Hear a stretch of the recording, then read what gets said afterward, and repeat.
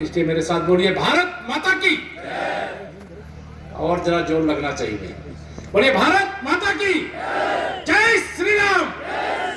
सरदार पटेल अमर रहे।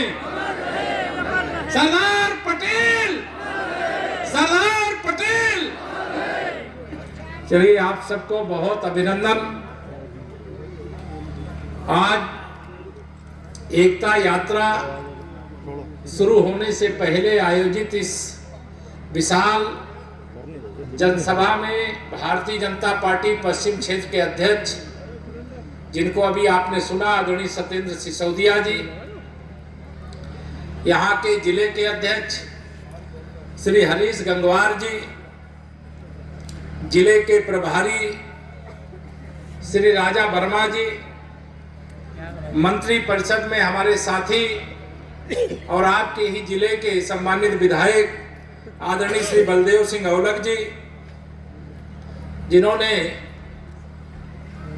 जो पूरे देश में देशभक्तों को आहत करने का काम करता था, ऐसे मोहम्मद आजम खां को जेल भिजवाने वाले, और यहाँ के विधायक जिन्होंने लड़ाई लड़ी श्री आकाश सक्सेना जी, हमारे मिलक की विधायक आदरणीय बहन राजबाला जी, हमारे बहुत ही वरिष्ठ विधान परिषद के सदस्य आदरणीय डॉक्टर जयपाल सिंह व्यस्त जी, हमारे विधान परिषद के ही सम्मानित सदस्य श्री कुंवर महाराज सिंह जी, जिला पंचायत के सम्मानित अध्यक्ष ख्याली राम लोधी जी, हमारे निवर्तमान सांसद आदरणीय श्री घनश्याम सिंह लोधी जी, ओबीसी आयोग में जो उपाध्यक्ष के नाते प्रतिनिधित्व करते हैं वरिष्ठ कार्यकर्ता श्री सूर्य प्रकाश पाल जी, महिला आयोग की सदस्य दूसरी बार सुनीता सैनी जी,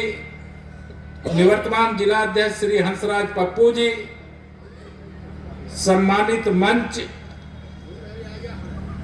उपस्थित यहाँ पर मेरे बड़ी संख्या में बड़े बुजुर्गों, नौजवान दोस्तों और इतनी भारी संख्या में माताओं बहनों, मैं आप सबको सादर प्रणाम करता हूं, अभिवादन करता हूं। मेरे सभी पत्रकार मित्रों, जैसा कि आप सब जानते, सरदार पटेल जी की 150वीं जयंती, और इस जयंती के अवसर पर जहां पर विश्व की सबसे ऊंची प्रतिमा उनकी स्थापित है, गुजरात के सरदार सरोवर बांध के तट पर, जहां हम सबको उत्तर प्रदेश की ओर से जाने का मौका मिला था, 150 वर्ष पूरे होने पर राष्ट्रीय एकता दिवस के रूप में, जैसे हम स्वतंत्रता दिवस मनाते हैं, जैसे हम गणतंत्र दिवस मनाते हैं, वैसे ही 31 अक्टूबर को राष्ट्रीय एकता दिवस के रूप में मनाने का कार्य देश के यशस्वी प्रधानमंत्री माननीय श्री नरेंद्र मोदी जी के अगुवाई में शुरू हुआ। इसके लिए मैं प्रधानमंत्री जी को बधाई देता हूं, और देशवासियों को एक और राष्ट्रीय पर्व मनाने का अवसर मिला, यह हमारे सबके लिए गर्व की बात है। हम सभी जानते हैं हमारे देश की 565 रियासतें, अगर सरदार पटेल जी नहीं होते तो 565 देश अलग से बन गए होते हमारे ही भारत के अंदर, और वहां जाने के लिए हमें वीजा लेना पड़ता। लेकिन हमारे पूर्वज जिन्होंने सरदार नाम को सार्थक कर दिया, 565 रियासतों को भारतीय गणराज्य का हिस्सा बना दिया, उनको मैं नमन करता हूं, उनको प्रणाम करता हूं, उनको अपनी श्रद्धांजलि अर्पित करता हूं। मेरे भाई बहनों, आप सबके ध्यान में रहना चाहिए, शायद पूर्व वक्ताओं ने आपके सामने कहा भी होगा, आजादी प्राप्ति का शंखनाद हो चुका था, और उस शंखनाद का आधार क्या था? वंदे मातरम। ये वंदे मातरम आजादी का महामंत्र था। इस वंदे मातरम गीत के भी संरचना के, उसकी रचना के 150 वर्ष पूरे हुए, और 150 वर्ष पूरे होने पर यह भी कार्यक्रम मनाया जा रहा है। और जिस प्रकार से सरदार पटेल जी ने 565 रियासतों को एकजुट किया, उसी प्रकार से वंदे मातरम का गान करते हुए हमारे पुरखों ने, कुछ ने फांसी के फंदे को चूमा, कुछ ने अंग्रेजों की यात्रा को सही, कुछ ने जेल की यात्रा को सही, कुछ को काला पानी भेजा गया, लेकिन आज अगर हम स्वतंत्र भारत के नागरिक हैं तो इस वंदे मातरम महामंत्र का गान करते हुए जो हमारे पूर्वजों ने किया 150 साल उसके भी पूरे हुए हैं। मैं आप सबको बधाई देता हूं और वंदे मातरम भूलना नहीं है। अगर हम वंदे मातरम कह करके अंग्रेजों को खदेड़ कर सकते हैं तो देश के एक एक दुश्मन को भी भारत से बाहर खदेड़ सकते हैं। यह हम सबको ध्यान में रहना चाहिए। मेरे भाई बहनों, ये आप सबके ध्यान में और रहना चाहिए कि अगर सरदार पटेल जी, आज जब मैं यहां पर आया हूं 23 तारीख है, आने वाली 25 तारीख को अयोध्या में भगवान श्री रामलला के जन्म स्थान पर भव्य मंदिर बन करके तैयार हो गया। हम लोग नारा लगाते थे, श्री राम जन्मभूमि आंदोलन का हिस्सा रहा हूं, कार सेवक के रूप में अयोध्या जाने का मौका मिला अनेक बार, और नारा लगाते थे राम सौगंध राम की खाए हैं, हम मंदिर भव्य बनाएंगे। वह भव्य मंदिर बनकर के तैयार हो गया और 25 तारीख को उस रामलला के जन्म स्थान पर बने हुए भव्य मंदिर पर धर्म ध्वजा फहराने के लिए देश के माननीय प्रधानमंत्री श्री नरेंद्र मोदी जी उत्तर प्रदेश आ रहे हैं। मैं उनका स्वागत करता हूं। और जो अनेक राम भक्तों की पता नहीं कितनी पीढ़ियां गुजर गई, 500 साल की लड़ाई के बाद वहां रामलला का भव्य मंदिर बना। और मैं आपको बताना इसलिए रामलला के मंदिर की चर्चा इसलिए किया कि सरदार पटेल जी ने आजादी प्राप्ति के बाद जैसे अयोध्या में रामलला के मंदिर को तोड़ करके विदेशी आक्रमणकारी ने वहां ढांचा खड़ा किया था, वैसे भगवान सोमनाथ के मंदिर को तोड़ करके मोहम्मद गोरी ने भी वहां पर एक ढांचा खड़ा किया था। आजादी प्राप्ति के तत्काल बाद सरदार पटेल जी ने उस ढांचे को ध्वस्त करके भगवान सोमनाथ का भव्य मंदिर बनाने का काम किया। अगर देश के पहले प्रधानमंत्री, आंतरिक सरकार, अंतरिम सरकार के प्रधानमंत्री सरदार पटेल जी बने होते ना, तो अयोध्या में रामलला के मंदिर निर्माण के लिए हमको 2025 में भव्य रूप देखने का इंतजार नहीं करना पड़ता। बाबा विश्वनाथ के मंदिर की समस्या बनी नहीं रहती, भगवान श्री कृष्ण जन्मभूमि की समस्या बनी नहीं रहती, उसका वो अंत कर दिए होते।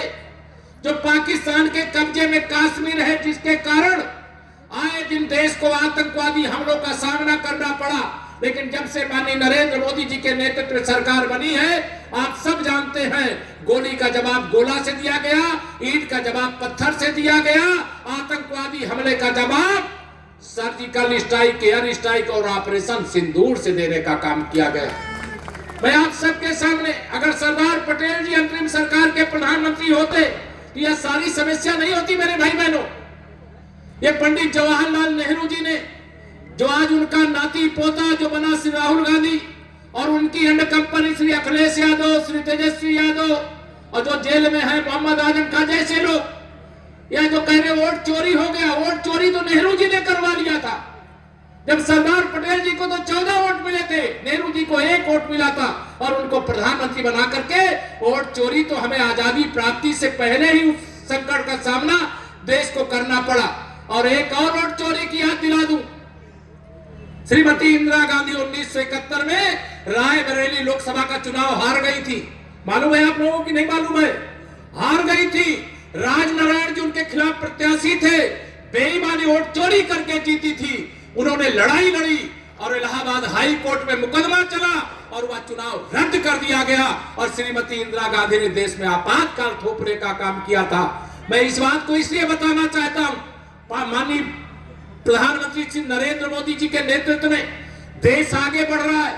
देश के दुश्मनों को यह बर्दाश्त नहीं हो रहा है, कांग्रेस को यह सहन नहीं हो रहा है। हम देश के गरीबों को अमीर बनाने का संकल्प लेकर के राजनीति के माध्यम से देश की, प्रदेश की सेवा कर रहे हैं। हम महिलाओं का सशक्तिकरण कर रहे हैं। हम अपने देश के युवाओं के उज्जवल भविष्य का निर्माण करने का काम कर रहे हैं। लेकिन यह सारे जो बाधा डालने वाले हैं, अभी बिहार का चुनाव हुआ मेरे मित्रों, जिसकी चर्चा अभी हमारे साथी लोग कर रहे थे। बिहार की जनता ने एक तरफा आशीर्वाद दिया कि मोदी जी तुम आगे बढ़ो, हम तुम्हारे साथ। मोदी जी ने 2047 तक विकसित भारत का लक्ष्य रखा है। यही हमारे सरदार पटेल जी का स्वप्न रहा होगा, यही हमारे स्वतंत्रता संग्राम सेनानियों का संकल्प रहा होगा। लेकिन वो तो चले गए, क्या वह उनका स्वप्न भी अब नष्ट हो जाने देंगे क्या? जब से माननीय मोदी जी आए हैं, अनेक महापुरुषों को वह सम्मान मिला है जो कांग्रेस 60 साल के शासन में नहीं दिया था। आप सब दिल्ली गए होंगे, वहां राजपथ हुआ करता था। आजाद हिंद फौज की स्थापना करने वाले नेताजी सुभाष चंद्र बोस को कांग्रेस की सरकारों ने कभी याद नहीं किया, लेकिन माननीय प्रधानमंत्री श्री नरेंद्र मोदी जी ने उस राजपथ को कर्तव्य पथ बना करके और सरदार अपने नेताजी सुभाष चंद्र बोस की वहां प्रतिमा लगवा करके यह बता दिया कि देश कोई एक खानदान के कारण से आजाद नहीं हुआ था। देश के अनेक हमारे पुरखों ने लड़ाई लड़ी थी, तब अंग्रेज यहां से गए, यातनाएं सही थी, तब अंग्रेज देश छोड़ करके गए, तब हम स्वतंत्र भारत के नागरिक हैं। और हर उस महापुरुष को याद करना हमारा संकल्प है। इसीलिए आज अलग अलग क्षेत्रों में मैं बहुत विस्तार से बात नहीं करूंगा, लेकिन आप सबसे कहना चाहता हूं, आप चाहते हो ना भारत विकसित बने? चाहते हो कि नहीं चाहते? बताओ, दोनों हाथ उठा बताओ, सब माताओं बहनों बताओ, चाहते हो ना? तो विकसित भारत बनाने का काम क्या राहुल गांधी, अखिलेश यादव, तेजस्वी को तो आप लोग जानते नहीं होंगे, ये लोग कर सकते हैं क्या? माननीय नरेंद्र मोदी जी, तेरा वैभव अमर रहे मां, हम दिन चार रहे न रहे, भारत मां के लिए समर्पित है, भारतवासियों के लिए समर्पित है। आज हमारे देश के अंदर करोड़ों गरीब जिनको अपना सर छिपाने के लिए घर नहीं था, झोपड़ी में रहते थे, कच्चे मकान में रहते थे, आज उनको प्रधानमंत्री आवास दे करके, उनको घर में ही बिजली का कनेक्शन दे करके, गैस का कनेक्शन दे करके, हर घर नल से जल पहुंचाने की योजना को पहुंचा करके, आयुष्मान भारत कार्ड कराने की योजना, प्रधानमंत्री गरीब कल्याण अन्न योजना का राशन दे करके, यह जो गरीबों के जीवन में खुशहाली आने की शुरुआत हुई है, ये भ्रष्टाचारियों को बर्दाश्त नहीं हो रहा। आपको याद रहना चाहिए, जब कांग्रेस की सरकार थी तो इनके प्रधानमंत्री संसद में खड़े होकर के कहते थे कि हम दिल्ली से 1 रुपया भेजते हैं अगर किसी गरीब के लिए, किसी किसान के लिए, तो पहुंचते पहुंचते 15 पैसे पहुंचता है। लेकिन आज हम छाती ठोक करके कहते हैं, हमारे प्रधानमंत्री श्री नरेंद्र मोदी जी ने प्रधानमंत्री जन धन का खाता खोला, और खाता खोलने के कारण प्रधानमंत्री किसान सम्मान निधि अगर 2-2 हजार की किस्त भेजी जाती है, तो जो किसान होंगे बताइए पूरा 2000 आता है कि कम आता है?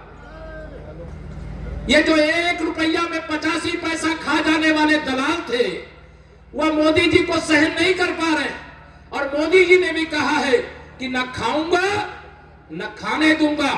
और जिसने भी मेरे देश को, मेरे गरीबों को, मेरे किसानों को लूट करके खाया, मेरे नौजवानों के भविष्य को लूट करके खाया है, जांच करा करके, पाई पाई वसूल करके देश की भलाई में, देश के गरीबों की भलाई में लगा दूंगा। इसके कारण से ये बौखलाए हुए। माननीय मोदी जी ने नया संसद भवन बना, वहां नारी शक्ति बंधन अधिनियम 2023 महिलाओं के लिए कानून बनाया। यह कानून जिनकी मूर्ति के अभी यहां पर लगी है, भारत रत्न संविधान निर्माता बाबा साहब डॉक्टर भीमराव अंबेडकर जी, महिलाओं का सशक्तिकरण चाहते थे, बराबरी का हिस्सा देना चाहते थे, लेकिन आजादी के बाद और मोदी जी के आने से पहले यह काम नहीं हुआ। आने वाले 2029 से जब लोकसभा का चुनाव होगा, उसके बाद किसी राज्य का विधानसभा चुनाव होगा, 100 सांसदों में से 33 महिलाएं सांसद बन करके जाएंगी, आरक्षित सीटें हो जाएंगी। प्रधानमंत्री जी का मानना है कि अगर हमारी महिलाओं के हाथ में देश की जिम्मेदारी होगी, तो जैसे परिवार उनके देख रेख में आगे बढ़ता है, वैसे हमारा देश भी आगे बढ़ेगा। बताओ माताओं बहनों, बढ़ेगा कि नहीं बढ़ेगा? मोदी जी के फैसले से खुश हो कि नहीं खुश हो आप लोग? गरीब को अमीर बनना चाहिए कि नहीं बनना चाहिए? किसान को सामर्थ्यवान बनना चाहिए कि नहीं बनना चाहिए? सभी लोगों को पता है मोदी जी जो कर रहे हैं अच्छा कर रहे हैं कि नहीं कर रहे हैं? बताओ जरा, दोनों हाथ उठा बताओ, कर रहे हैं अच्छा कर रहे हैं कि नहीं कर रहे? अब इस समय एक बड़ा कार्यक्रम चल रहा है, SIR जिसे कहते हैं। SIR अंग्रेजी शब्द हो गया, मतदाता सूची के शुद्धिकरण का काम चल रहा है। अच्छा मुझे बताओ, कोई मतदाता अगर मर गया है तो उसका मतदाता सूची में नाम रहना चाहिए क्या? दोनों हाथ उठा बताओ, रहना चाहिए क्या? जो मतदाता का नाम एक से अधिक स्थानों पर है, क्या एक से अधिक स्थानों पर रहना चाहिए? क्या बाबा साहब ने एक नागरिक को जिसकी उम्र 18 साल हो गई है, एक वोट, वो चाहे रामपुर का वोटर हो और चाहे वो देश के किसी राज्य का हो, लेकिन एक स्थान पर ही वो वोट दे सकता है। और ये जो बूथ लूट करके फिर देश लूटते थे, जो बूथ पर कब्जा करके प्रदेश को लूटते थे, गुंडागर्दी करते थे, दंगा करते थे, जमीन पर कब्जा करते थे, माफियाओं को संरक्षण देते थे, वो मतदाता सूची के शुद्धिकरण के अभियान में बाधा डाल रहे। उनको लगता है अगर बूथ कब्जा नहीं कर पाएंगे तो चुनाव नहीं जीत पाएंगे, चुनाव नहीं जीत पाएंगे तो सत्ता नहीं मिलेगी। और जब से बिहार का रिजल्ट आया है, ये जो श्री अखिलेश यादव हैं और सैफई खानदान है, और मुझे लगता है यहां आपके रामपुर वाला भी, उनकी सबकी नींद हराम हो गई होगी। क्यों, सही है कि नहीं? मातम जैसा छा गया। अरे अगर जनता की सेवा करोगे तो जनता तो न्याय करती ही है। अगर ईमानदारी से मोदी जी ने देश की सेवा किया, इसलिए तीसरी बार मोदी जी प्रधानमंत्री बने। और 2024 के लोकसभा चुनाव में थोड़ी चूक रह गई, इसलिए हमारे घनश्याम लोधी जी यहां से सांसद नहीं बन पाए थे। लेकिन जैसे लोगों को पता चला कि अरे ये तो चूक हो गई, देश उलट हो गया, लोकसभा चुनाव के बाद हरियाणा विधानसभा का चुनाव हुआ, तीसरी बार प्रचंड बहुमत से भारतीय जनता पार्टी की हरियाणा में सरकार बनी। हरियाणा के बाद महाराष्ट्र का चुनाव हुआ, महाराष्ट्र के इतिहास की सबसे बड़ी विजय, जैसे कह लीजिए कि सुनामी आ गई हो कमल के फूल की, भारतीय जनता पार्टी गठबंधन की। वहां देवेंद्र फडणवीस जी की अगुवाई में और हरियाणा में नायब सिंह सैनी जी की अगुवाई में हमारी सरकार बन चुकी। और जब दिल्ली विधानसभा का चुनाव हुआ, वहां अरविंद केजरीवाल नाटक करने के लिए बहुत 10 साल लोगों को गुमराह करने का काम किए, लेकिन दिल्ली का चुनाव हुआ, 26 साल के बाद वहां भी भारतीय जनता पार्टी की सरकार बनी और रेखा गुप्ता जी वहां मुख्यमंत्री बनी। अभी बिहार के अंदर 20 साल नीतीश कुमार जी 20 साल से मुख्यमंत्री हैं, वहां एनडीए की सरकार है। और 20 साल बाद कितनी, 243 में से 202 सीटें जीते। कितनी? 202।